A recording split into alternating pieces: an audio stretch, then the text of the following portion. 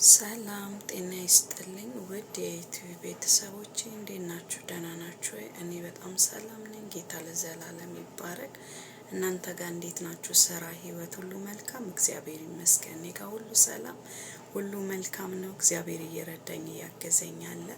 የእግዚአብሔር ምሕረት ሳይለየኝ አብሮኝ አለ፣ እያገዘኝ እያበረታኝ። እናንተ እንዴት ናችሁ? ደህና ናችሁ? እግዚአብሔር ይመስገን። ጌታ እንደሚረዳችሁ እንደምትበረቱን በጌታ በጣም ባለሙሉ ተስፋ ነኝ። እንዴት ነው ስራ፣ ህይወት መልካም ነው? እግዚአብሔር ይመስገን። በርቱ፣ እግዚአብሔር ይረዳችኋል። እግዚአብሔር አምላክ ታማኝ አምላክ ነውና እግዚአብሔር ይመስገን። በነገር ሁሉ ጌታ መልካም ነው። እግዚአብሔር አንዳንዴ በህይወታችን ላይ የሚመጡ ነገሮች የሚመጡ ቻሌንጆች አንዳንዴ እንደ ሰው ስናስብ ልንደክም እንችላለን። እንደ ሰው ስናስብ ይሄ እንዴት በእኛ ላይ ሆነ ልንል እንችላለን። ነገር ግን እግዚአብሔር አምላክ በህይወታችን ላይ አንድ ነገር ሲያመጣ የሆነ ምዕራፍ ሊያሻግረን ምን ጊዜም በህይወታችሁ ላይ የሆነ ወይ አስቸጋሪ ነገር ወይ የሚከብዳችሁ ነገር መጣ ማለት መውደቂያችሁ አይደለም፣ ወይም ደግሞ መጥፊያችሁ አይደለም።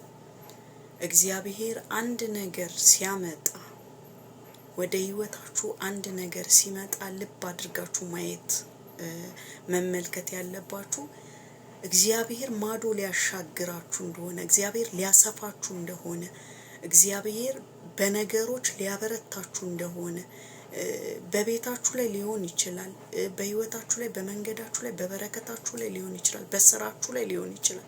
የሆነ ቻሌንጅ ሲመጣ እግዚአብሔር ወደ ማዶ የሚያሻግርበት መንገድ፣ እሱን የምታዩበት መንገድ፣ እሱን የምትጠብቁበት መንገድ ይሁን እንጂ እግዚአብሔር ወዳየላችሁ ተስፋ ቃል ሳትሻገሩ አትሞቱ። እኔ አንድ ነገር አምናለሁ። በህይወቴ አንድ ቻሌንጅ ሲመጣ እግዚአብሔር ታላቅን ክብር አዘጋጅቷል እላለሁ። ይከብዳል፣ እንደ ሰው ችግር መጥቶ መቋቋም ይከብዳል። ነገር ግን በእግዚአብሔር ኃይል የማንቋቋምበት ምክንያት የለንም። ምክንያቱም መጽሐፍ ሲናገር ሰው በኃይሉ አይበረታም አይደል ያለው። ሐና ያሁላ መከራ ሲደርስባት ያሁላ ቻሌንጅ ላይ ስትገባ በዛ ማዕበሉ ውስጥ ስታልፍ የቅርቤ ያለችው ባሏ ሳይረዳት ሲቀር እለት እግዚአብሔር ፊት እየመጣች በመታለቅስበት ሰዓት ካህኑ ኤሊ እንኳን አንቺ ሰካራም ብሎ እስከሚሰድባት ድረስ መለፍለፏ፣ በእግዚአብሔር ፊት ታማኝነቷ፣ በእግዚአብሔር ፊት እለት መጮሃ፣ ከእግዚአብሔር ቤት አለመታጣቷ አንዳንዴ ሁሌ ታማኝ ስትሆኑ ሞኝ መስላችሁ በእግዚአብሔር ፊት ታማኝ ስትሆኑ፣ ለእግዚአብሔር ቤት ታማኝ ስትሆኑ ሰዎች ሞኝ ሊያደርጓችሁ ይችላል፣ አታቁም ሊሏችሁ ይችላል። ነገር ግን እምነት ሞኝነት ነው። ሐና በእምነት በሞኝነት የተቀበለችው እምነት ልጅን አሳቀፋት። በእግዚአብሔር ፊት ታማኝ መሆኗን ልጅን አሳቀፋት። አንዳንዴ ነገር ዘግይቶ በእግዚአብሔር ፊት የምንጠብቀው ነገር ወፍራም ነገር ወደኛ ያመጣል። ወፍራምን ነገር ያመጣል ወደኛ።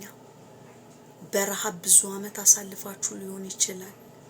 ብቸኝነት ብዙ ነገር አድርጓችሁ ሊሆን ይችላል። ሰዎች በብዙ መንገድ ሰብረዋችሁ ሊሆን ይችላል። በእናንተ በሰጣችኋቸው ቦታ ላይገኙ ይችላሉ። ነገር ግን አንድ ነገር አምናለሁ፣ እግዚአብሔር አምላክ የጠበቃችሁት ጌታ እንደማያሳፍራችሁ። ብቻ እናንተ እግዚአብሔርን ስሙ እንጂ። መጽሐፍ ሲናገር ዘፍጥረት 26 ላይ እንዲህ የሚል ቃል አለ። በአብርሃም ቁጥር 1 ላይ በአብርሃም ዘመን ከነበረው ይበልጥ በይስሐቅ ዘመን ረሃብ ነበር። በጣም የጠነከረ ረሃብ ብቻ አይደለም፣ የሰዎች ግፊያ ነበር፣ ይገፉት ነበር። ጌታ ግን በዛ ለይስሐቅ ተገለጠለት። ምን ብሎ ካላችሁ ወደ ግብጽ እንዳትወርድ እዚሁ ጠብቀኝ ባለህበት ቦታ አንዳንዴ የምትጠብቁበት ቦታ የማይመች ሊሆን ይችላል። እግዚአብሔርን የምትሰሙበት ቦታ የማይመች ስፍራ ሊሆን ይችላል። ስድብ ያለበት ሊሆን ይችላል። ነቀፌታ ያለበት ሊሆን ይችላል። ሰዎች የሚጋፉበት ሊሆን ይችላል።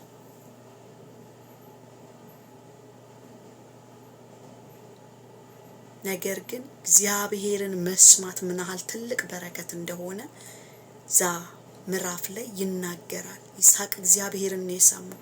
የሰዎችን ግፍ አልሰማ፣ ረሃቡን አልሰማ፣ መከራውን አልሰማ። ጌታ ቁጭ በል ሲለው ቁጭ አለ። ይስሐቅ እግዚአብሔርን ሰምቶ ቁጭ አለ። ምክንያቱም እግዚአብሔርን መስማት ትልቅ በረከት እንዳለው ይስሐቅ ያውቅ ነበር። ወዳጄ ያለህበት ቦታ ላይ መች ይችላል። ያለህበት ቦታ የማይመች ሊሆን ይችላል።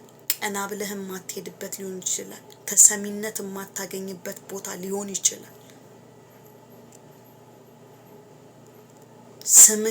ስምህ የጠፋበት ቦታ ሊሆን ይችላል። የምትታወቀው በችግር ሊሆን ይችላል። የምትታወቀው ባልሆነ ነገር ሊሆን ይችላል። ጌታ የሚያቅህ መንገድ ሌላ ነው። እግዚአብሔርን ስሙ። እግዚአብሔርን ጠብቁት። እግዚአብሔርን መጠበቅ ምን ያህል ትርፍ እንዳለው ያ መጽሐፍ ይናገራል። ይስሐቅ እግዚአብሔርን በዛ ሰዓት ጠበቀው። በረሃቡ ዘመን ጠበቀው። በረሃቡ ዘመን ሰማው። ጌታን ሲገለጥለት ሰማው። እግዚአብሔር ይገለጥላችሁ። ከዛስ በኋላ እግዚአብሔር አምላክ የተገለጠለት ጌታ እጥፍ በረከትን በይስሐቅ ላይ ያመጣ። የጌሬራ ሰዎች የሚቀኑበት በረከትን በላዩ ላይ ያመጣ። ኢየሱስ ጌታ ነው። ወዳጄ እግዚአብሔርን ስማ። እግዚአብሔር እጥፍ በረከት ባለህበት ዘመን ያመጣል። እግዚአብሔርን በጠበክበት ዘመን እግዚአብሔር የሚያትረፈርፍን ነገር ያመጣል። አንድ በረከትን ይባርካችኋለሁ። በእውነት እግዚአብሔርን በመስማት ባይዘዌ እኔ የራሴን ታሪክ ነው ምነግራችሁ፣ የማንንም አይደለም። መጽሐፍ ቅዱስ እያጣቀስኩ ስነግራችሁ ከመጽሐፍ ቅዱስ ውጪ ምሳሌ የማደርገው ምንም ነገር የለም። ከዛ ቀጥሎ ግን የራሴን ነው። እግዚአብሔርን ጠብቄ ብዙ ነገር ተደርጎልኛል። ብዙ ምድረ በዳዎችን አልፌያለሁ እግዚአብሔርን ጠብቄ። ብዙ የረሃቦችን ዘመን እግዚአብሔርን ጠብቄ አልፌያለሁ።